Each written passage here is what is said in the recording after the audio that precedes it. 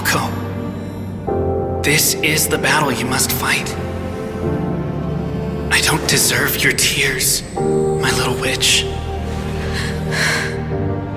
I've missed you. Save me from the endless darkness, like you will do for the world. We'll meet again in the Sea of Data somewhere, someday. Leo, I can trust you on this, right?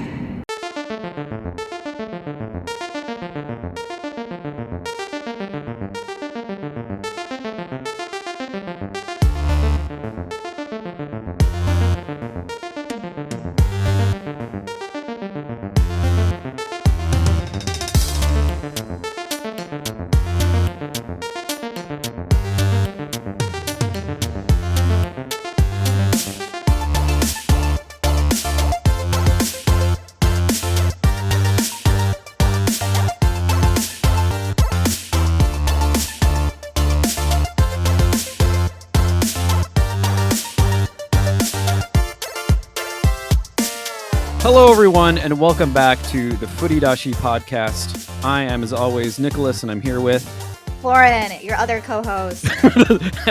We are co-hosting together this time, as we always do. I don't really know where I was going with that.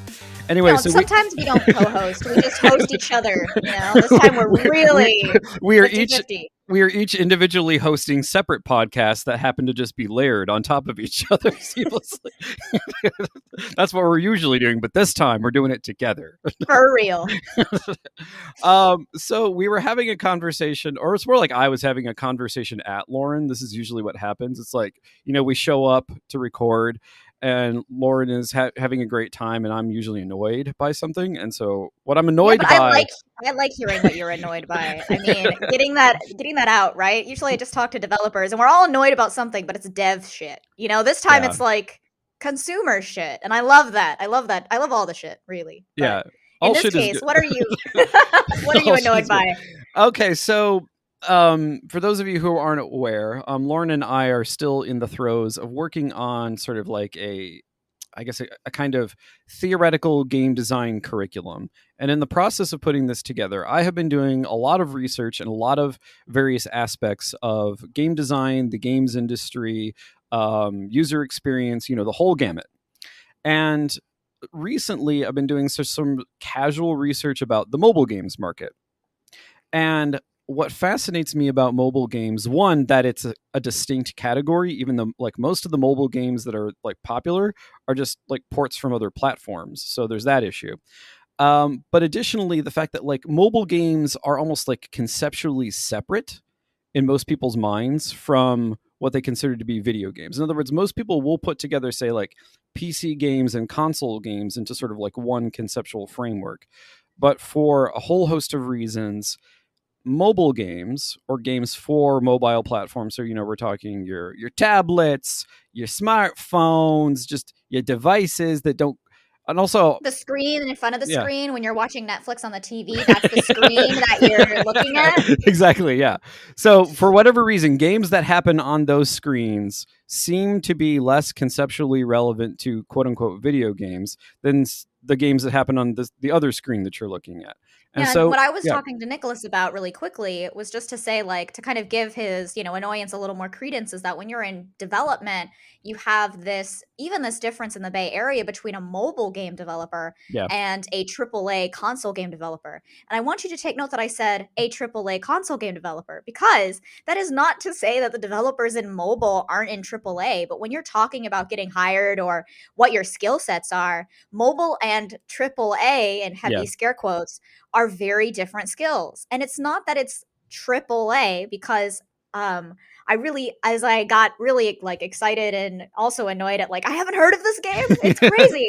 And we'll get into that. Yeah. But it was like AAA is a sure bang buck. And if you want to make a sure bang buck, you should invest in mobile, because apparently mobile is like the true triple quad.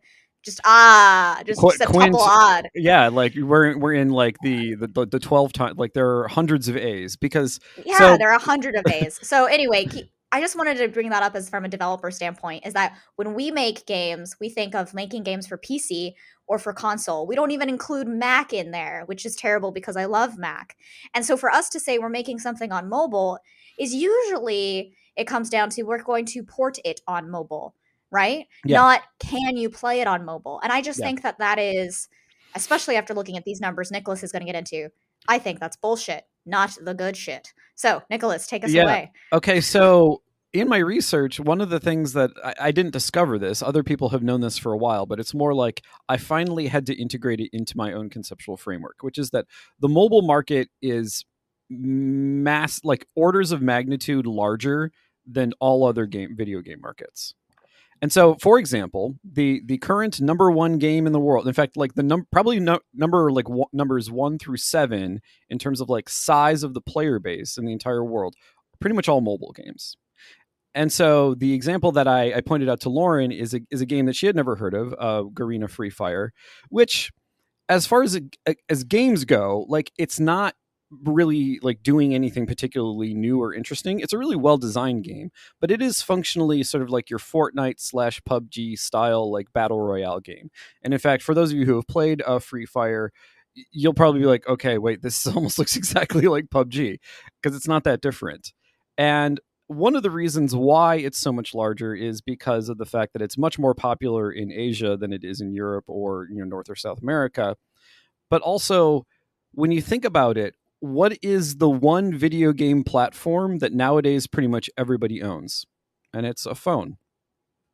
And so most people don't think of their phones as a video game platform, but it is. Like, in fact, it's not just a secondary video game platform. It's really a primary one. And that's one of the things that I want to sort of think through with Lauren today is like, what if we thought about those second screens that we have as the primary video game medium rather than this sort of like add-on?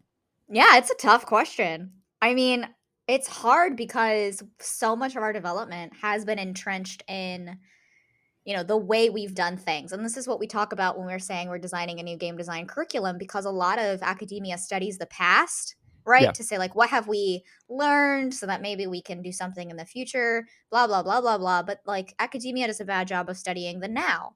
And so in vain of that, right? Like, how do we want to study the now? I am blown away by Garena Free Fire and that they have 80 million daily active users. That means that 80 million people have gone into this experience, right? Yeah. And are saying, I want to play this battle royale game for free, right? But also that means there's microtransactions in it, probably. Yeah, Right. And they're all over. Yeah. And if it is more popular in East Asia, this gives a lot more, I don't want to say credence, because that's not like the right word, but it's very interesting because China's policy. So we're going to go a little into history and Yeah. studying the now. Is that a couple weeks ago, maybe it was last week. No, it was definitely a couple weeks ago. Okay. Whew. A couple weeks ago, China had this policy that we talked about where they're limiting the amount of gaming hours that its teenagers can play. Yeah, So it's for like underage, only yeah. between, like, for anyone who's under the age of 18, you can only play like an hour every night of online gaming. And the way that they're tracking that is they're tracking it, I think, through the IP address. But every time you log into that game, you have your like real name, your real address, and your like real ID. Like there's like a Yeah. number associated with that. That's how they're Yeah. going to track it. But when I was thinking of this legislation, I wasn't thinking of mobile. I was only thinking of these big imported games like Fortnite, like League of Legends, like my gosh, what's a bigger one? I guess Overwatch, right? Yeah. I was thinking of these imported titles into China. And from that perspective, the perspective of the West, and as a Western developer, I was like, oh my gosh, like that's ridiculous. But now it occurs to me, like, let's look at Garena Free Fire. If that legislation is actually only against these imported titles and PC gaming, and there's actually no way to track it on mobile, right? Is the legislation itself not actually limiting the number of online hours those consumers can play? Like, and I bring that up because in the frame of the question of how would we develop, right? Yeah. Like we are developing games for the PlayStations or for like the Xbox or for PC, right? Or Mac. Like you are making these games for things that usually have huge hardware. But when you're Yeah. developing something for mobile, usually you go, well, there's a hardware constraint, so it can't be as good. But looking at Green of Free Fire, I'm like, wait, that's just as good. And if Fortnite can exist on mobile, right? Then other like these, if Genshin Impact can exist on mobile, right? Like there's honestly, mobile has the hardware. It's kind of a Well, yes, because for a couple of reasons, and it's something that actually Nintendo figured out a long time ago, which is that like the smaller the number one problem that you have in terms of like processing in any game, so whether it's through your GPU or your CPU, is resolution. And so the thing is, when you're talking about playing a console game, you know, on your giant like television screen, or if you're talking about playing, you know, a PC game, the resolution actually needs to be quite high in order to have a certain degree of graphic fidelity in terms of like what you visually perceive. But the resolution of a phone, and even of just say like an iPad, is much, much smaller. And so the thing is, the hardware doesn't actually need to be as good. Like you can actually use what would be considered, I mean, well, one, the hardware that actually goes into say like, you know, the current generation of iPhones is like would blow away any PC made like 5 years ago. yeah.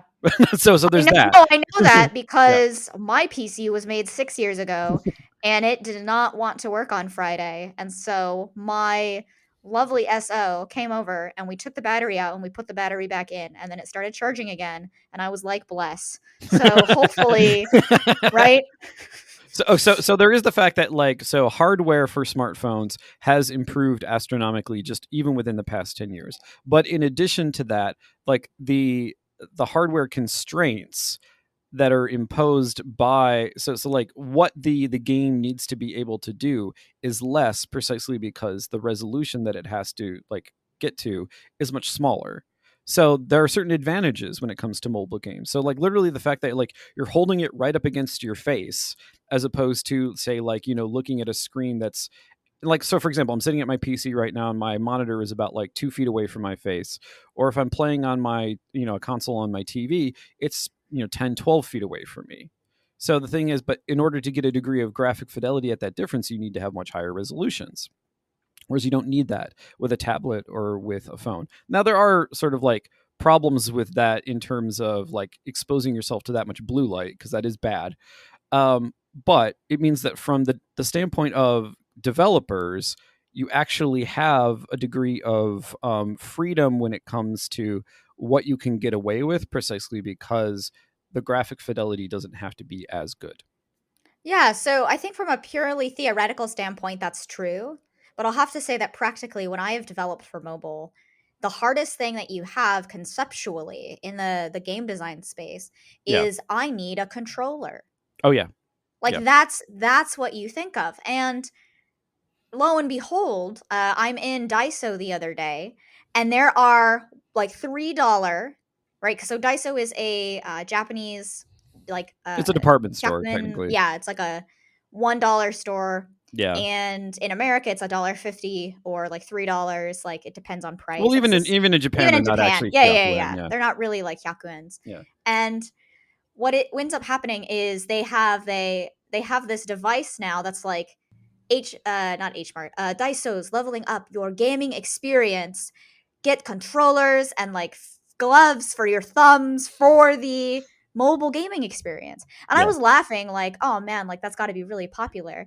And then turns out I get an ad in my inbox from Razer for thumb mittens so that you can control your Oh yeah, the little thimble things. Yeah. little thimble, yeah, the little thimbles. Oh my gosh, does anybody know what a thimble is? Like, no, but you know what a thimble is for your iPhone.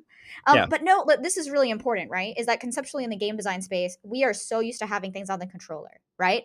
And in first-person shooters, you're so used to having things right on the mouse and keyboard. And I say Yeah. you are, and so used to narrow in the particular type of developer that is usually developing these experiences in Yeah. America, particularly, right? Yeah. Now, I came from console, so I do not do mouse and keyboard, but that doesn't mean that I can't mouse and keyboard in an MMO, right? Where then I would go, how do you even controller that? You see? Yeah. So at a high level, game designers are looking at these problems, and mobile, if you've never worked in mobile, is like this mystical Wizard of Oz beyond the veil. Yeah. Like, oh, I obviously should put the joysticks on the screen so that everybody knows where to go to like control the experience. Yeah. The iPhone should tilt because it's got gyroscopic, so I should use that for motion, which is like the worst thing you can do for your wrists. Yeah. I'll just point and click and drag and they'll like go that way. I know it's like funny and maybe like I don't know. I'm laughing inside because these are all of the things that I did in my like very small mobile game project. Yeah. To try to just make something just to try to make a 2D like isometric platformer. Yeah. Right? Or like, but it was more top down, so it was more like I don't know, old Sands of Persia or like anyway. Well, and the thing is, yeah, so go ahead if you're No, my only point is all that to say, like, conceptually, it is hard to develop a game on mobile as a game designer because the constraints are so foreign because it is so new. And so you'll see a lot of things like Fortnite is on mobile.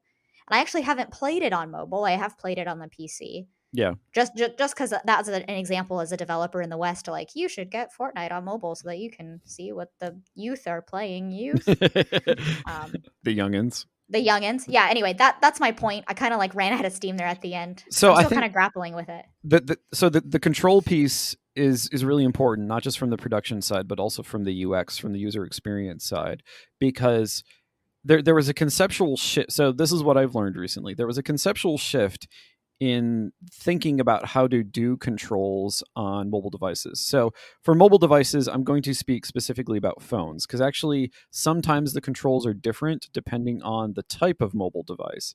Like, so for example, iPad controls can sometimes be different from iPhone controls. And I think the developers who do it really well are the ones who are sort of thinking in between mobile and console.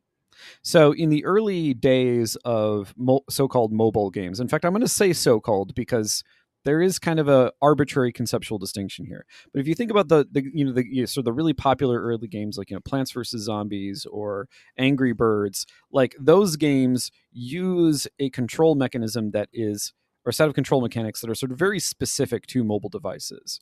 And one of the reasons, so like Plants vs. Zombies ported okay to the PC because you can click fairly effectively, but like the like touching and dragging was sort of like the conceptual framework in which people thought of like, okay, well that's how it's going to have to work because that's how you do like most other things in various other apps that are not games on these devices.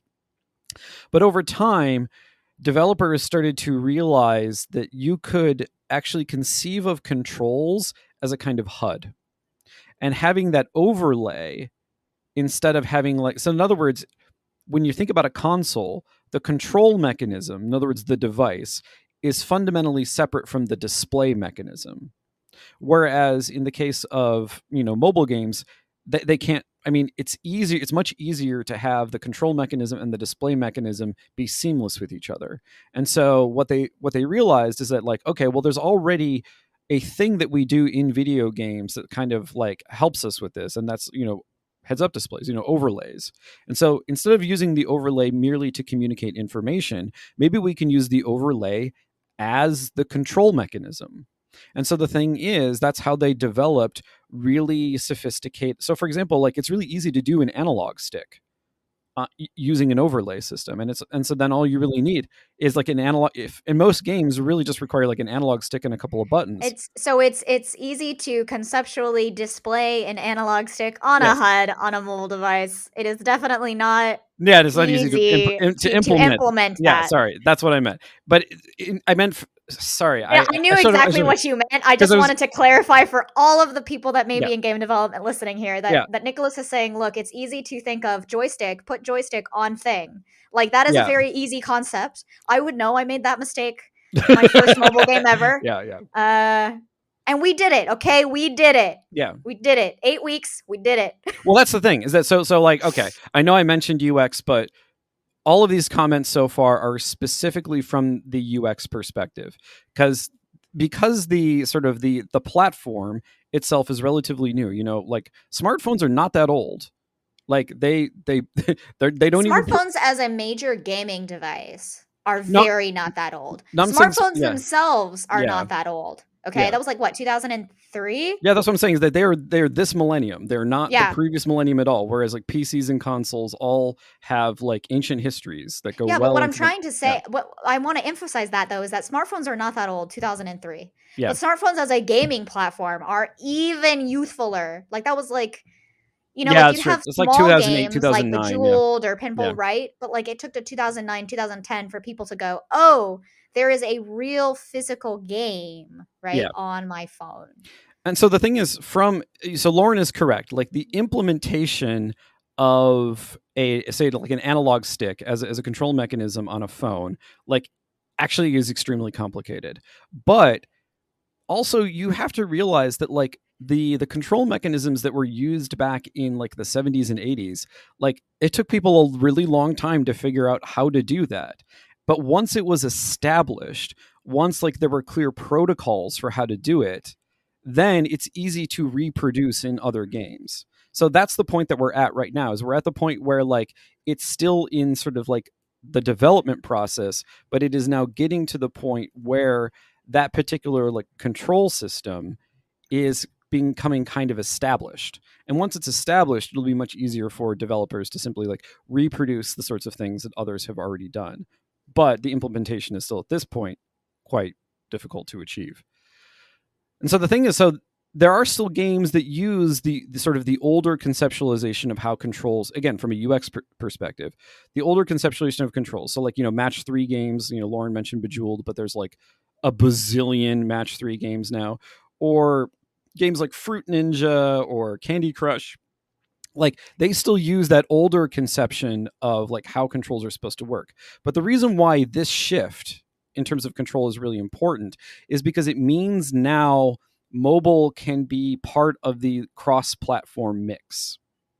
In other words, if you can conceptualize controls in a way that is amenable to consoles, that's amenable to PC, then you can no longer compartmentalize mobile as this, as Lauren said, this thing beyond the veil.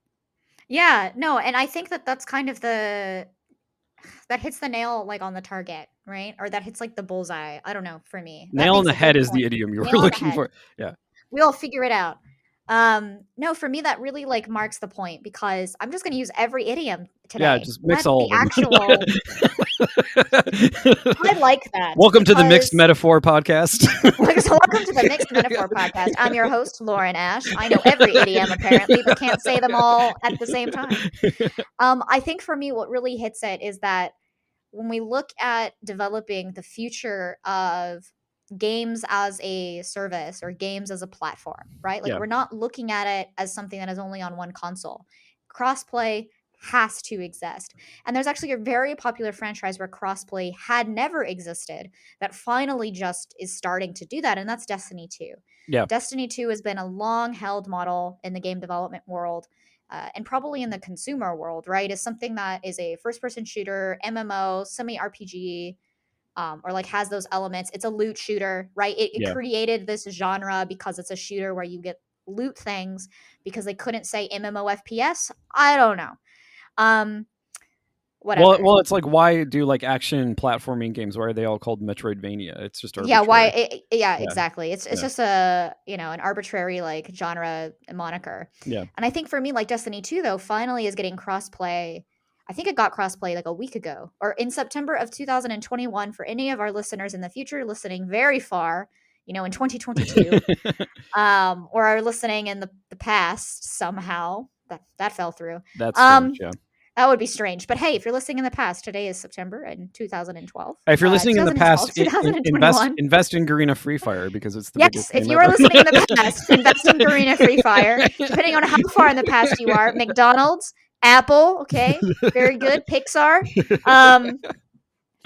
10 cent before 2021, okay. Yeah. So like around 2017, 10 cent.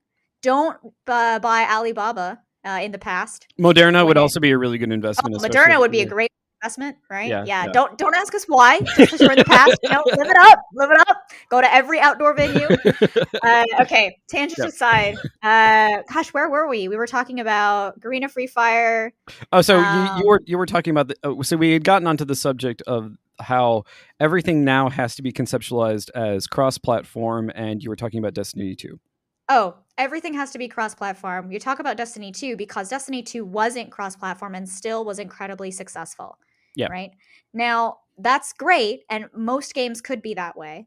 But when you look at truly accessible and really like growing communities like Overwatch, Final Fantasy, I think Overwatch is cross-platform now.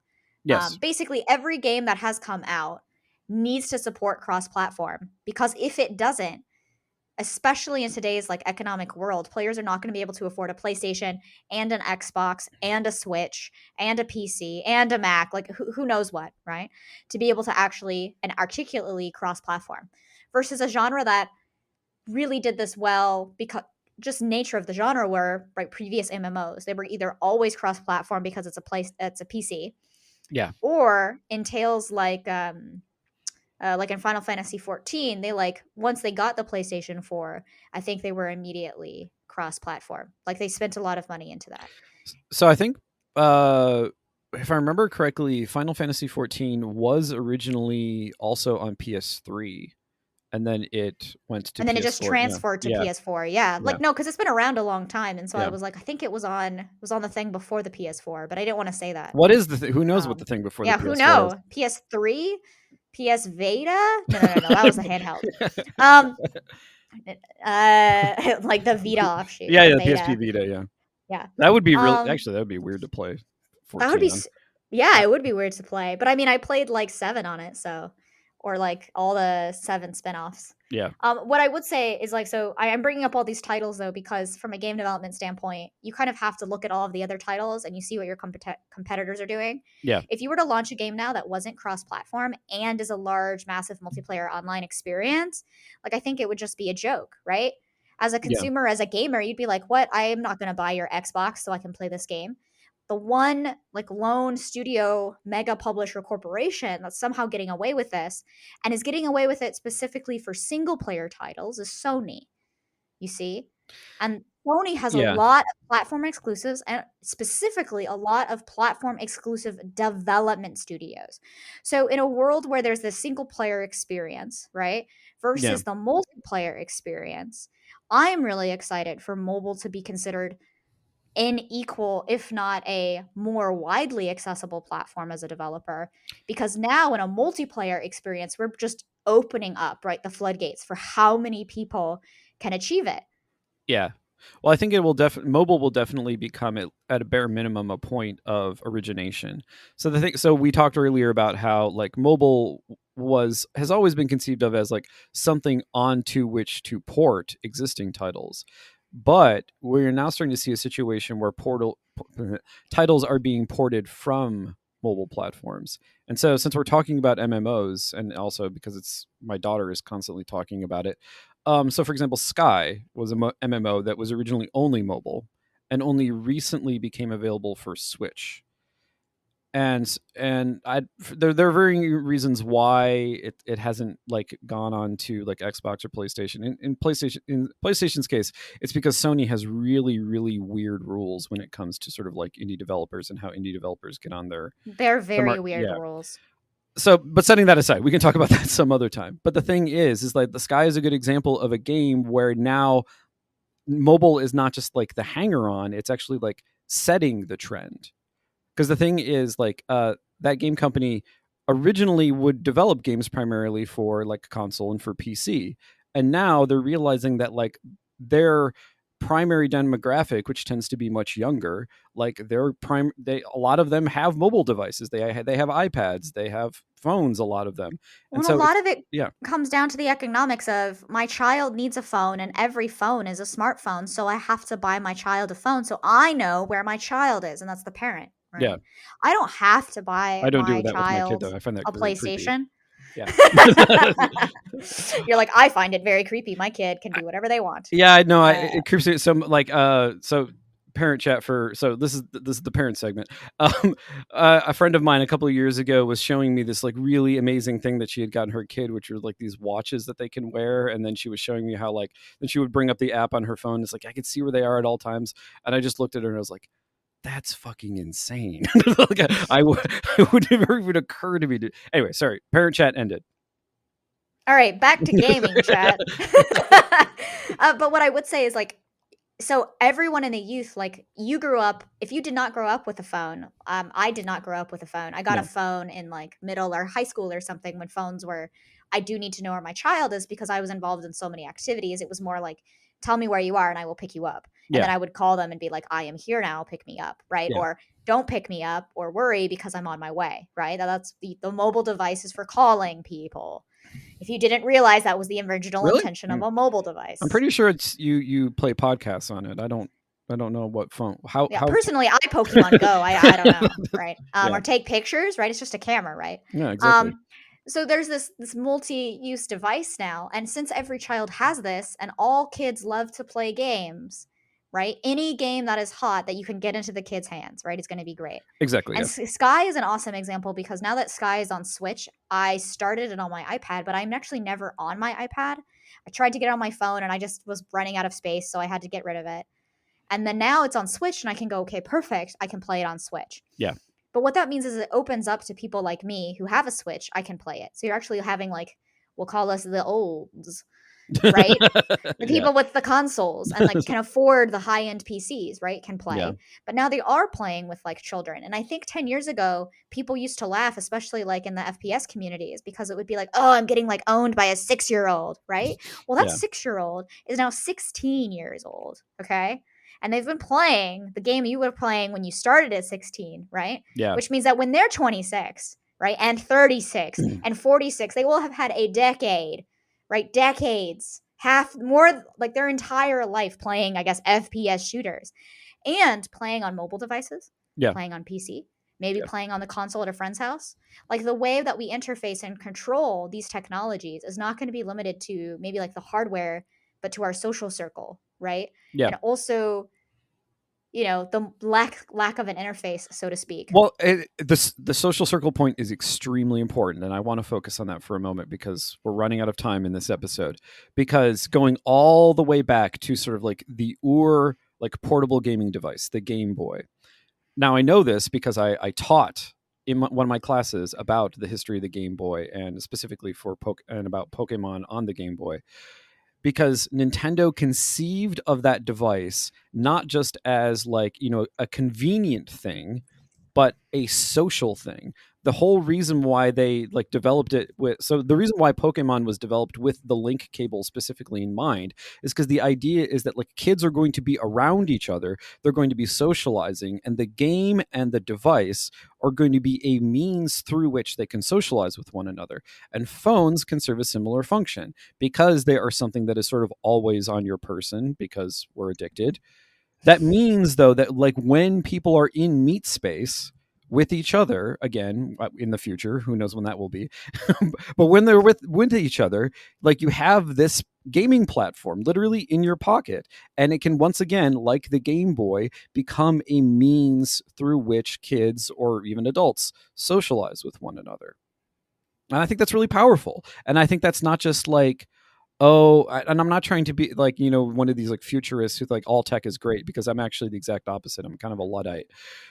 But the thing is, like that idea that goes all the way back to the earliest portable like gaming platforms is still there in the mobile device, in the way in which developers are thinking about how to use mobile devices and mobile games. And I can tell you now, as a futurist who does love all technology and will one day have that, you know, earwig that also projects AR devices so that I know where I am going at all times in the Dallas Love Field Airport or whatever. I absolutely think that this is going to be the way that developers need to think in the future. Because if developers do not think about mobile and they only think about their console and their PC markets and that core target market of a shooter, right? Because say you're trying to make another Garena Free Fire, right? Or another PUBG, you're going to fail because 80 million daily active users want to play on their mobile device. Yeah. And that is 80 million people that are invested in that game. So where are the other billions of people invested somewhere else? And so Lauren always ends on the greatest points, so I think I'm going to cut things off right there. I want to thank you all for listening and remind you that we have our Patreon. It's patreon.com/Footydashi. We said it was Footydashi Pod last time, but that's actually wrong. It's just Footydashi. And in our Patreon episode, which we will be recording shortly, we're going to talk more about like the kinds of games that you see on mobile platforms and maybe sort of like what affordances that exist there. So if you want to hear that, you're going to have to sign up. We've got lots of other great content, plenty of, you know, previous Patreon episodes, and we hope to see you there.